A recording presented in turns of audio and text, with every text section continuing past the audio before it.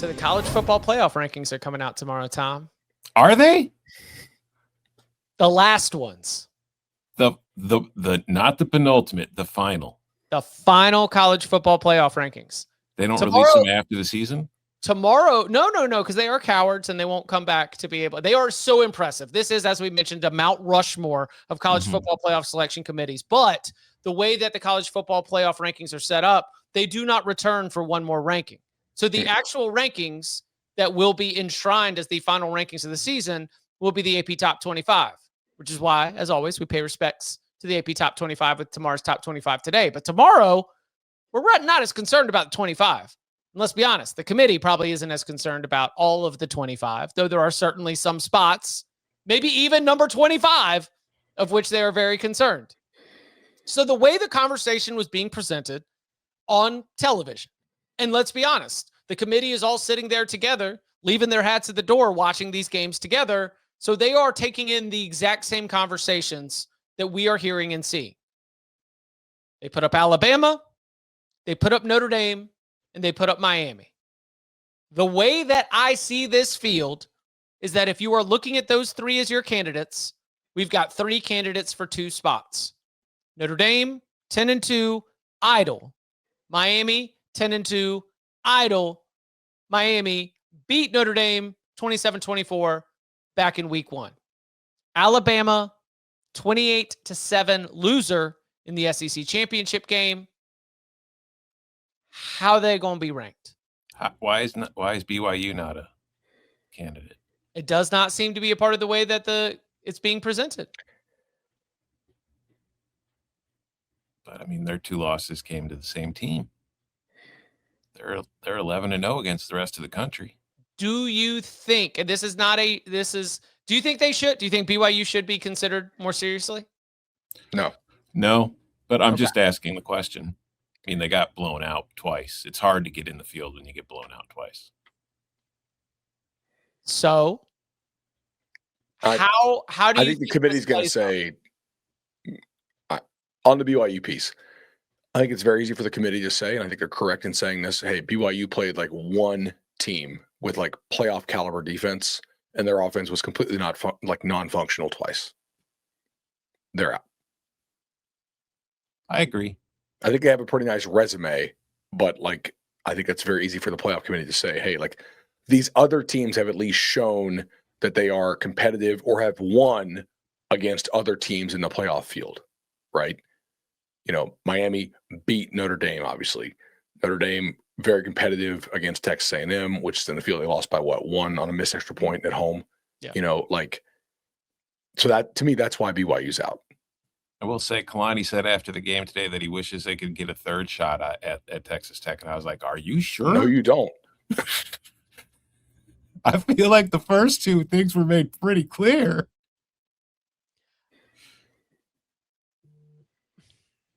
Alabama has 2 double-digit losses among its 3. If Alabama makes the field, it will make history. It's the first 3-loss team in the college football playoff. They were at number 9. And in the conversations we had here, Bud, you called it. You were very proud of yourself for calling this. It was protection for a loss. But what about a non-competitive loss? Is it actually a conversation the way that it was being sold on the broadcast today, or was the way it was being sold on the broadcast today a promotional piece for the announcement tomorrow? I think it was protection. Now, like, the question is, was it enough protection? Like, will they keep Alabama up there after getting blown out? I don't know. Like, I do wonder, like, is 28-7 enough to keep them out, right? Part of this, there's a lot of moving pieces here, okay?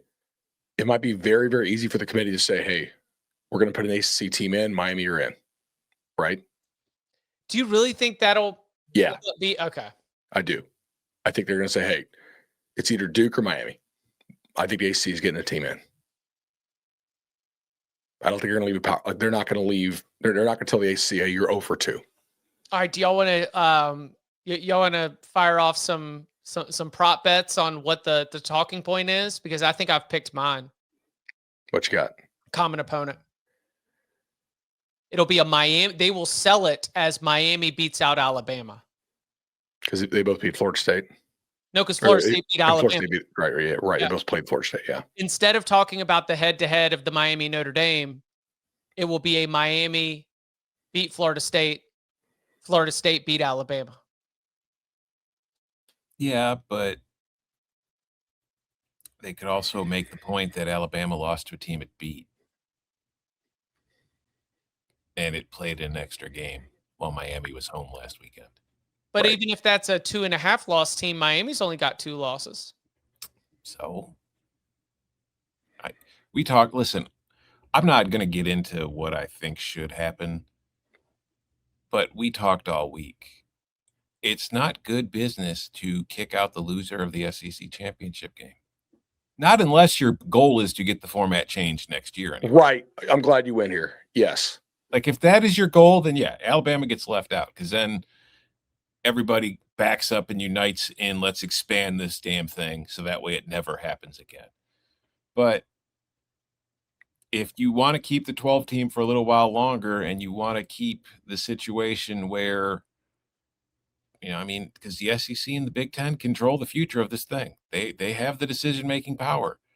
Do you really want to risk pissing the SEC off? But the SEC also has other teams in this field. Yeah, but they also want the SEC championship to matter because it makes money.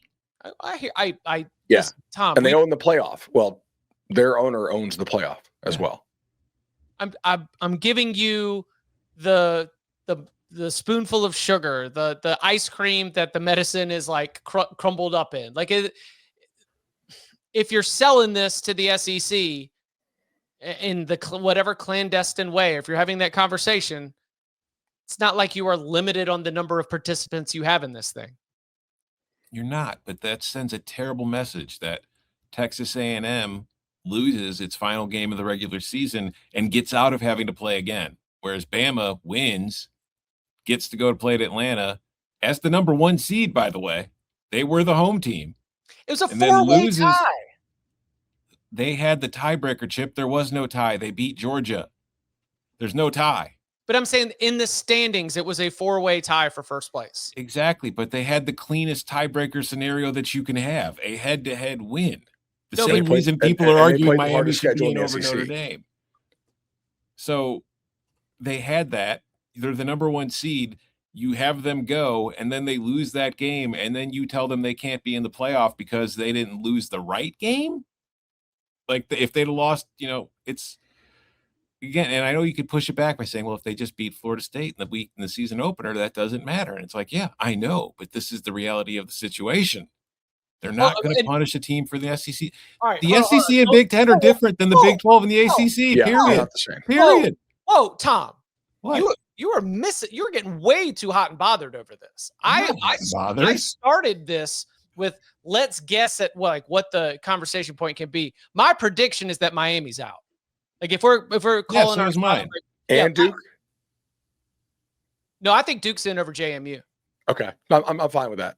I strongly think the ACC is going to get a team, and I don't think they're going to screw the ACC just 2 years after they screwed them with Florida State getting left out. I think you can make an argument. I think you can make an argument Duke should be in over JMU. I think they absolutely should. Yeah. You can make a very strong argument because of the JMU has no quality wins. Like, yeah, I'm sorry. Like JMU, no. I was disheartened by not having as many wins that I would rank above the ODU win as I thought I was going to have. I went and did the exercise. I said, okay, let's presume that Duke wins and let's stack up like how many wins can I get through before I get to like an ODU caliber opponent. Man, I thought I was going to get through more, but did you get 3? Yeah, it was like, yeah. Then you get to, you're doing an NC State ODU. Like, I don't know, right. Wake Forest has more wins, but I think I would rate NC State as a better win. But that's, again, there were a few that you can get through, and certainly James Madison has no wins over a 10-win team. James Madison has no wins over a top 20 team. That's all the case, and the overall strength of schedule numbers do favor Duke. But I point out, because there's a lot of people in the chat who are apoplectic at the idea that a 5-loss Duke team would get in. 3 of us aren't saying it's right. 3 of us are just telling you the reality of the situation of what could happen, because I will point out to you that last week in the very rankings that came out, an 8-4 Iowa team was ranked 2 spots ahead of James Madison. And Iowa did not have a top, 20 win. Duke just added one. The difference between 8-5 and 8-4 in the eyes of the committee really ain't going to be that big. I tend to agree with that. And I look, obviously Duke is 28-1 now. They were 80-1 and 70-1 at some places this morning, right? Mm-hmm. So now, granted, they had to win the game, so that's implied in there, that they needed to pull the upset. I don't know that I think Duke should be in fully. I don't think want Duke in. I'd rather have James Madison. If I'm going to watch somebody get the shit kicked out of him in the first round, I'd rather it be Cinderella, because at least if they somehow won, it would be hilarious. If Duke wins, it's not really that funny to me. Right. Do you think we'll get some kind of rule that you have to be at least top 20 or something like that to be the auto conference champion thing? No. There's no reason to. Because then that's way too easy to rig. There's a lot of stuff that's easier for them to rig. I know, but then you can easily do it, where it's so obvious, where it's why is the G5 team never higher than 21? This is the most, politics matter ranking that I can remember in a while. Because to Tom's point, we don't really know what the SEC feels like as far as expansion and what format they want. Does the expansion solve for them, the preservation of the conference championship game? If maybe you make that the first round somehow, I don't know. The ACC piece, again, I think you're going to have some pretty strong lobbying there. That is your broadcast partner. Hey, you're going to screw us 2 out of 3 years, really? Right? I think the ACC will get a team in. Not that they really should, but I think they will. We'll do a lot of the should. Is there any chance Notre Dame gets left out in favor of? There's a chance. I'm not going to sit there and say I'm 100% on anything these people are going to do, but I don't think they will.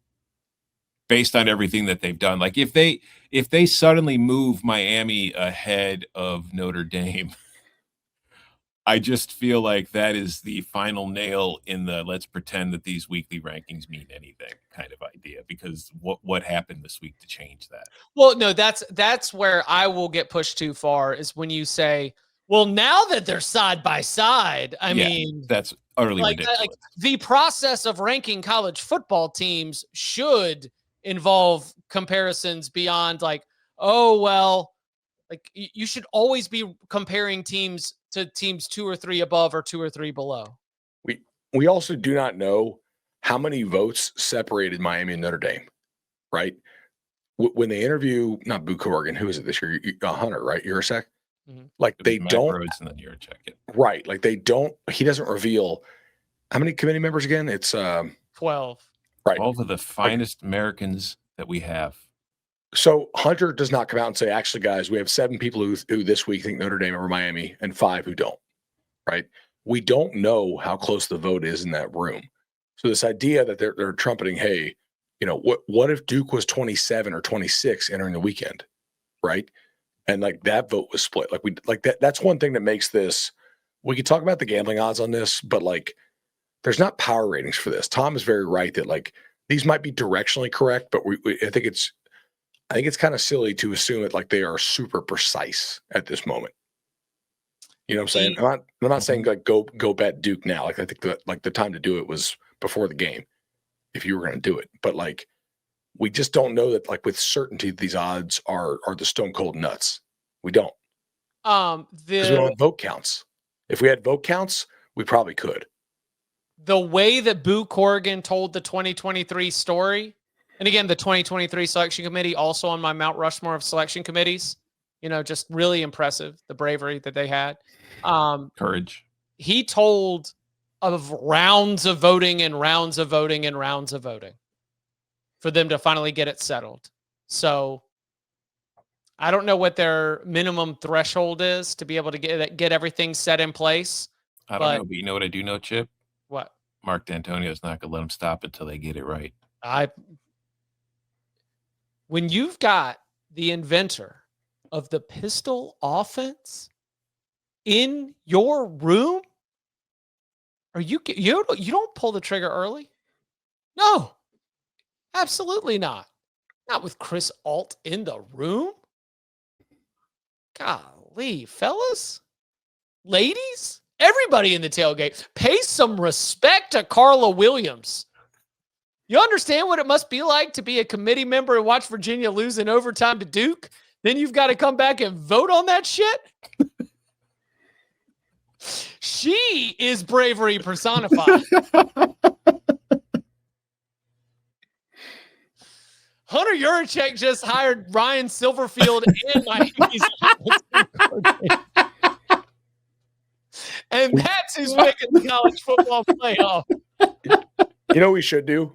Like, we should make JMU Duke a playing game. Yes, the people need it. The people Baseball need style. it. Like, imagine we would watch that. Yeah. Let me ask you this. Yeah. Do you think it matters so we can fit some JMU talk in here against Troy? Because people, I'm sure, are yearning for that. Do you think the committee says, hey, JMU looked like crap until Troy's quarterback snapped his ankle and had to put the backup in, and then that game flipped? Correct. Yeah. If they truly were watching that game at 17-14, they were like, oh, God, Troy might win this thing. Yeah, absolutely. I don't think that was a great performance by JMU. No. They won, and they're 12-1, and they're like 12 wins is 12 wins is 12 wins. But I probably got my eyes on 7 JMU games this year.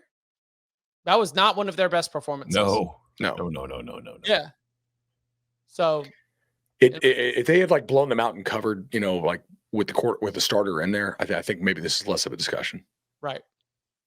But your boy Goose Crowder, even he came in and all he had to do was get you 13 points. That's right. And he got you those points. He gave his life for those 13 he laid points. His life down. It was literally Top Gun. He just didn't make it to the end of the movie, but damn it, he got the job done. The Jake Hayner Award of the weekend goes to Goose Crowder. Goose. We're putting his body on the line. All right, listen, we are going to be back noon Eastern time on Sunday for all things college football playoff rankings, bracket.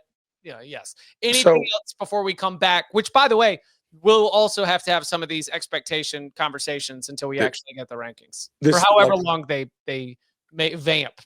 We just had a couple comments in a row in the chat, like some creative Bobby saying, JMU's ranked, Duke isn't, they won, they're in, period. Again, this goes back, we don't know by what margin they were over Duke before this. Now Duke has by far the best win. Who got a better win? These teams. Right. Yeah, you beat Troy or you beat Virginia. Right. One was a 10-win power conference team. Yeah. The other was not. Duke has 7 power conference wins. JMU has 0. JMU has 0. Yeah.